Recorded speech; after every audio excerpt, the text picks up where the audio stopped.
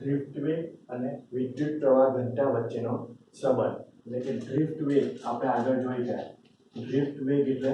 vd અને વિદ્યુત પ્રવાહ ઘનતા એટલે કે g. બરાબર. તો vd અને j વચ્ચેનો સંબંધ. તો આપણે સૌપ્રથમ એક નળાકાર વિચારીએ કે આ એક નળાકાર છે. બરાબર. એનું જે ક્ષેત્રફળ છે એ જેટલું એનું ક્ષેત્રફળ છે અને આ જે નળાકાર છે તો એમાંથી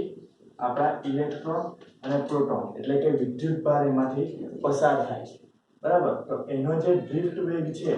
તે vd જેટલો એનો ડ્રિફ્ટ વેગ છે એટલે કે vd જેટલા વેગથી એ આગળ ગતિ કરે છે. બરાબર. એટલે આ જે નળાકાર છે આ એક પાત્ર લીધું આપણે તો એ પાત્રમાં vd જેટલા વેગથી ઇલેક્ટ્રોન ગતિ કરે છે એટલે કે ઇલેક્ટ્રોનની વેગ કેટલો થયો vd જેટલો વેગ થયો. બરાબર. અને વિદ્યુત ક્ષેત્રની દિશા આપણે આ તરફથી વિદ્યુત ક્ષેત્ર દિશા છે. બરાબર. એટલે વિદ્યુત ક્ષેત્ર આપણને આ બાજુ છે અને જે આપણું ક્ષેત્રફળ છે તે બરાબર એ જેટલું આપણું ક્ષેત્રફળ છે અને આમાંથી જે ઇલેક્ટ્રોન પસાર કરીએ છીએ આપણે બરાબર એટલે કે વિદ્યુત પ્રવાહ પસાર કરીએ અથવા તો ઇલેક્ટ્રોન અને પ્રોટોન પસાર કરીએ તો એ આપણો જે ક્ષેત્રફળ છે તેમાંથી પસાર થાય છે. તો આપણે જોઈએ કે આ નળાકાર એટલે કે કોઈ પણ પાત્રનું ક્ષેત્રફળ a છે. ક્ષેત્રફળ આપણે ધાર્યું a. બરાબર. એનો ડ્રિફ્ટ વેગ આપણે ધાર્યો vd જેટલા ડ્રિફ્ટ વેગથી ગતિ કરે છે. બરાબર. અને એનું ક્ષેત્રફળ a અને વિદ્યુત ક્ષેત્ર આપણું E છે. બરાબર. E જેટલું આપણું વિદ્યુત ક્ષેત્ર છે. બરાબર. તો સૌપ્રથમ આપણે એમાંથી એનું જે કેટલું સ્થાનાંતર કરે છે તો તે આપણે શોધીએ. તો ઇલેક્ટ્રોન છે બરાબર તો એ જેટલું ક્ષેત્રફળ છે તો એમાંથી આપણે ધારીએ કે ડેલ્ટા t સમયમાં આપણે સમય ધારી લીધો કેટલો ડેલ્ટા t સમયમાં vd જેટલા વેગથી બરાબર કેટલું સ્થાનાંતર કરે. આપણે સ્થાનાંતરનું સૂત્ર શોધ્યું તો ધારો કે સ્થાનાંતર આપણે શોધવું હોય બરાબર તો એનું સૂત્ર છે x વેગ x/t પરથી આ એનું સૂત્ર છે. વેગ અંતર ભાગ્યા સમય. બરાબર. તો અંતર એટલે x અને સમય એટલે t. તો એનું આપણે સ્થાનાંતર શોધવું હોય એટલે કે અંતર શોધવું હોય અંતર અથવા સ્થાનાંતર બંને કહેવાય. તો સ્થાનાંતર શોધવું હોય તો vt બરાબર એટલે કે v ગુણ્યા t શું થાય x થાય. આપણે v કેટલા લીધા છે vd જેટલા વેગથી ગતિ કરે છે. બરાબર. અને t આપણે કેટલા લીધા ડેલ્ટા t સમય. તો એનું જે સ્થાનાંતર થાય તો ડેલ્ટા t સમયમાં vd વેગથી ગતિ કરે છે ઇલેક્ટ્રોન ગતિ કરે તો એનું સ્થાનાંતર થાય કેટલું થાય vd ડેલ્ટા t થાય. બરાબર. આના પરથી આ સૂત્ર પરથી આપણને વેગ અંતર છેદમાં સમય તો અંતર શોધવાનું હોય એટલે કે vt આ સામે જાય તો vt આપણે સમય લીધો ડેલ્ટા t સમયના અને વેગ કેટલો લીધો ડ્રિફ્ટ વેગ એટલે vd ડેલ્ટા t આટલું એનું સ્થાનાંતર થાય. બરાબર. હવે ધારો કે એની આપણે કેટલી સંખ્યામાં ઇલેક્ટ્રોન પસાર થાય છે આ જે આપણે પાત્ર લીધું બરાબર તો એમાં કેટલી સંખ્યામાંથી ઇલેક્ટ્રોન પસાર થાય તો તે આપણે શોધીએ. તો એકમ કદ દીઠ સંખ્યા ધારો કે n જેટલા ઇલેક્ટ્રોન આમાંથી પસાર થાય છે. બરાબર. આપણને સંખ્યા ખબર નથી ટોટલ તો આપણે ધારી લીધું કે n જેટલા ઇલેક્ટ્રોન પસાર થાય તો એકમ કદ દીઠ જો એનું સૂત્ર n આપણને મળે કેટલા ઇલેક્ટ્રોન પસાર થાય છે સ્મોલ n જેટલા. એકમ કદ દીઠ આપણે સંખ્યા શોધવી હોય તો કેપિટલ N કેટલા ઇલેક્ટ્રોન પસાર થાય n જેટલા. બરાબર. તો એનું ક્ષેત્રફળ કેટલું છે આપણે એનો એરિયા નક્કી કરવો પડે ને. એરિયા નક્કી હોય તો આપણને એના કેટલા ઇલેક્ટ્રોન પસાર થાય તે ખબર પડે એની સંખ્યા ખબર પડે એટલે કે એનો એરિયા નક્કી કરવો પડે. એટલે કે એનું ક્ષેત્રફળ આપણને ખબર હોવી જોઈએ કેટલું છે a એટલે કે n a અને એનું સ્થાનાંતર કેટલું કરે છે vd ડેલ્ટા t એટલે કે કેપિટલ N શું થાય vd ડેલ્ટા t આ આપણને મળ્યું એકમ કદ દીઠ ઇલેક્ટ્રોનની સંખ્યા બરાબર હવે ધારો કે આ જે પાત્ર છે તો તેમાં ઇલેક્ટ્રોન પસાર થાય બરાબર તો ઇલેક્ટ્રોન પસાર થાય તો એના પરનો વિદ્યુતભાર તો આપણે શોધીએ q શોધીએ તો સેમ સૂત્ર આઈવા જે ઉપર આપણને સમીકરણ લખાયું તે બેઠું લખવાનું n a vd delta t પણ કોણ પસાર થાય છે ઇલેક્ટ્રોન એટલે કે શું કહેવાય માઈનસ e કહેવાય એટલે કે માઈનસ e પ્રોટોન હોય તો પ્લસ છે આપણને ખબર છે કે બે આવે e પ્લસ અને e માઈનસ બરાબર e પ્લસ હોય તો પ્રોટોન આવે અને e માઈનસ હોય તો ઇલેક્ટ્રોન આવે તો આમાંથી ધારો કે આપણે વિચારેલું કે ઇલેક્ટ્રોન પસાર થાય તો એની સંખ્યા માઈનસ e ઉપરનું જે આવ્યું આપણને સંખ્યા તે સેમ ઇન્ટુ ખાલી શું કરવાનું માઈનસ e કારણ કે ઇલેક્ટ્રોન પસાર થાય હવે આપણે કુલ વિદ્યુતભાર શોધીએ તો કુલ વિદ્યુતભાર કારણ કે આ પાત્રમાં ઇલેક્ટ્રોન પણ પસાર થાય અને પ્રોટોન પણ પસાર થાય એટલે કે આપણે કુલ વિદ્યુતભાર આપણે q શોધીએ તો q અને સેમ જ આવે ખાલી માઈનસ e ની જગ્યાએ શું આવે પ્લસ e આવે એટલે કે n a e vd delta t આ આપણને મળ્યો કુલ વિદ્યુતભાર q એટલે કે આ જે આપણે પાત્ર લીધું તેમાંથી પસાર થતો કુલ વિદ્યુતભાર કેટલો આવ્યો na e vd delta t જેટલો કુલ વિદ્યુતભાર પસાર થાય છે હવે q મળી ગયો તો આપણે સૂત્ર આપણે પ્રવાહ શોધીએ તો પ્રવાહ q વિદ્યુતભાર q નું સૂત્ર q it પ્રવાહનું સૂત્ર આપણે સ્ટાર્ટિંગમાં જોયું એકમ સમયમાં પસાર થતા વિદ્યુતભારના જથ્થાને પ્રવાહ કહેવાય બરાબર તો આપણું સૂત્ર ઓરિજિનલ સૂત્ર તો I q t તો આપણે q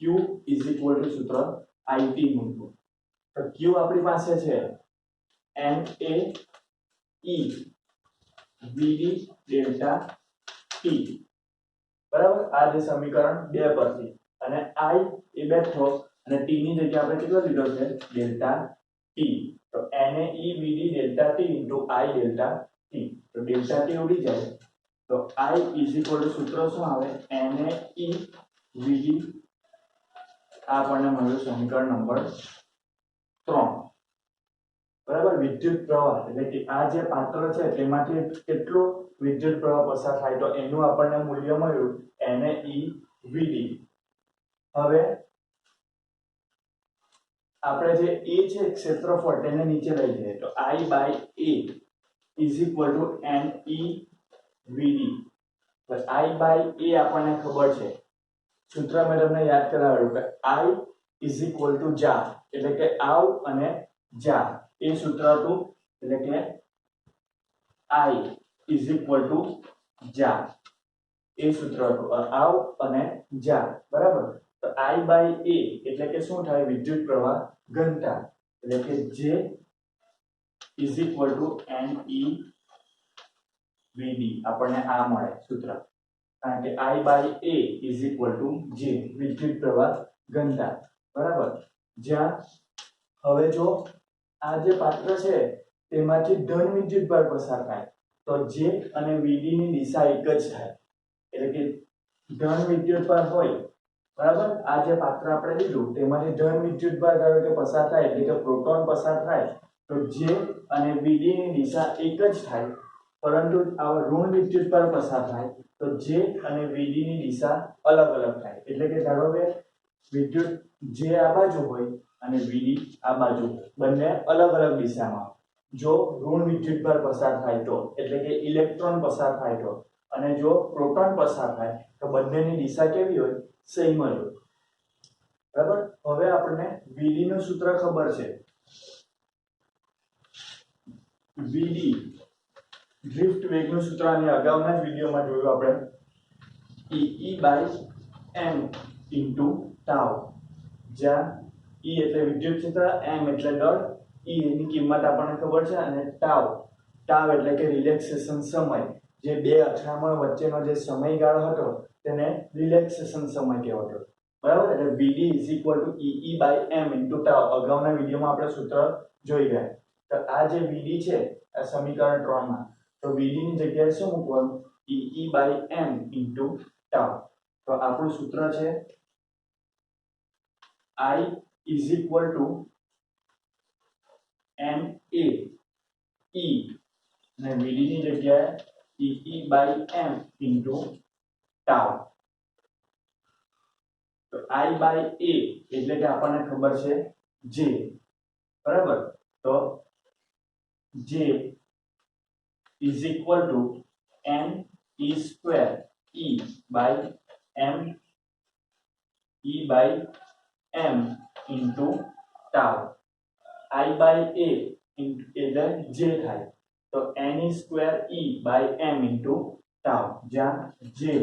એટલે વિદ્યુત પ્રવાહ ઘનતા અને E બરાબર તો આપણે ગોઠવી દઈએ તો J is equal to n e square tau by m into E હવે આ જે સૂત્ર છે તો એ સૂત્રને આપણે આ સમીકરણને J is equal to sigma E સાથે સરખાવીએ આપણે અગાઉની થિયરીમાં આપણે સૂત્ર જોઈ ગયા છે J is equal to sigma E જે સૂત્ર મેળવેલો આપણે ઓહ્મ્સના લો પરથી ઓહ્મના નિયમ પરથી આપણે સૂત્ર મેળવેલું J is equal to sigma E તો J E પણ છે તો sigma is equal to શું થાય n e square tau by m થાય ને જે બંને સેમ જ છે E પણ બંને સેમ છે ખાલી sigma is equal to આપણને શું લખાય n e square tau by m તો sigma is equal to આપણે લખીએ n e square by m into tau એટલે કે આપણને સિગ્મા મળ્યું n e square tau into m પણ હવે આપણને ખબર છે સિગ્મા એટલે કે વાહકતા થાય tau એટલે કે રિલેક્સેશન સમય m એટલે સંખ્યા e એટલે વિદ્યુતભાર અને m એટલે કે એનું દળ તો આપણને ખબર છે વાહકતા એ અવરોધકતાના વ્યસ્ત પ્રમાણમાં એટલે sigma is equal to 1 upon rho તો સિગ્મા ની જગ્યાએ શું લખાય 1 upon rho is equal to n e square by m into tau તો rho લખવો હોય તો rho is equal to m ના છેદમાં n e square tau આ આપણને મળે અવરોધકતા rho એટલે કે અવરોધકતાનું સૂત્ર અને આ જે છે તે વાહકતાનું સૂત્ર sigma is equal to n e square by m into tau અગાઉ આપણે જોઈ ગયેલું કે sigma is equal to 1 upon rho એટલે કે વાહકતા એ અવરોધકતાના વ્યસ્ત પ્રમાણમાં એટલે sigma is equal to 1 upon rho તો સિગ્મા ની જગ્યાએ 1 upon rho મૂક્યું તો આપણને આ સૂત્ર મળે આ થિયરી છે 2 માર્કમાં પૂછાય ડ્રિફ્ટ વેગ અને વિદ્યુત પ્રવાહ ઘનતા વિશે તો પાત્ર એક લઈ લેવાનું એમાંથી ઇલેક્ટ્રોન પસાર થાય એનું ક્ષેત્રફળ એ જે ઇલેક્ટ્રોન અથવા પ્રોટોન છે તે vd વેગથી ગતિ કરે છે બરાબર અને વિદ્યુત ક્ષેત્રની દિશા આ તરફની તો સૌપ્રથમ એનું ક્ષેત્રફળ vd e તો ડેલ્ટા t સમયમાં vd વેગથી જો ગતિ કરે તેનું સ્થાનાંતર થાય vd * ડેલ્ટા t આપણું આ સૂત્ર અંતર ભાગ્યા સમય એના પરથી આપણને vd * ડેલ્ટા t મળે ત્યારબાદ એકમ કદીઠ સંખ્યા n હોય તો એમાંથી ઇલેક્ટ્રોનની સંખ્યા n = n a vd delta t થાય હવે વિદ્યુતભાર શોધો કે ઇલેક્ટ્રોન પસાર થાય તો ખાલી શું આવે -e આવે ત્યારબાદ કુલ વિદ્યુતભાર આપણે શોધીએ તો ખાલી +e આવે પછી આપણને સૂત્ર ખબર છે q = it તો q ની જગ્યાએ આજે આપણો કુલ વિદ્યુતભાર આવ્યો તે મૂકી દેવાનો i અને t ની જગ્યાએ ડેલ્ટા t આપણે સમયમાં લીધું એટલે ડેલ્ટા t લઈ જાય એટલે આ મળે તો એ નીચે આવે એટલે એકમ ક્ષેત્રફળ દીઠ પ્રવાહ એટલે કે વિદ્યુત પ્રવાહ ઘનતા i જા આવ અને જતો એટલે j આપણને સૂત્ર મળે n e vd ત્યારબાદ vd ની કિંમત ખબર છે ee/m tau ડ્રિફ્ટ વેગની તો એ જે કિંમત છે તે મૂકી અને એ જે છે તે નીચે જાય એટલે j હવે આ જે સૂત્ર આવ્યું તો તેને આપણે j સિગ્મા e સાથે સરખાવીએ તો sigma n e square by m tau મળે તો વાહકતા એ અવરોધકતાના વ્યસ્ત પ્રમાણમાં એટલે 1 upon sigma i એટલે કે સિગ્મા એનું વ્યસ્ત થઈ જાય એટલે કે આ થિયરી આપણને મળે બરાબર છે એકદમ ઈઝી થિયરી છે ખાલી તમારે આ જે કઈ રીતે લખવાનું તો એ યાદ રાખવાનું કે પહેલા વીડી વેગથી ગતિ કરે ને એનું સ્થાનાંતર શોધવાનું ત્યાર પછી ઇલેક્ટ્રોનનું શોધવાનું કે ઇલેક્ટ્રોન પસાર થાય એટલે કે કુલ સંખ્યા શોધવાની બરાબર ક્ષેત્રફળ અને n જે ઇલેક્ટ્રોન પસાર થતા હોય તો ત્યાર પછી ઇલેક્ટ્રોન પસાર થાય તો વિદ્યુતભાર અને તેના પછી કુલ વિદ્યુતભાર અને આપણું સૂત્ર Q = IT એના પરથી આપણને જે મળે અને તેની કિંમત Vd ની કિંમત મૂકો એટલે આપણને આ સૂત્ર મળે આ થિયરી 2 માર્કમાં પૂછી શકાય કે ડ્રિફ્ટ વેગ અને વિદ્યુત પ્રવાહ ઘનતા વચ્ચેનો સંબંધ મેળવો